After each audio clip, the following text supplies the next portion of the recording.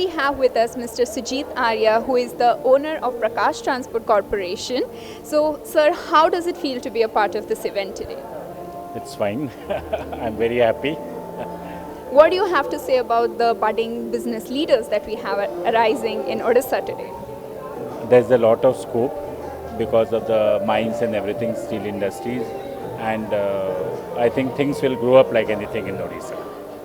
Tell us a little bit about your journey, like how you grew up to be a business leader today that we can, derive inspiration from. My father started this business. I carried it. Lot of challenges were there, but somehow or other we could progress. And how do you think is the scope today in Odisha? I didn't.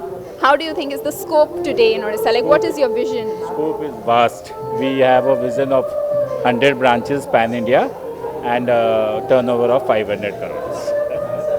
That's actually very inspiring. Congratulations to you. And we are so glad to have you as part of today's event.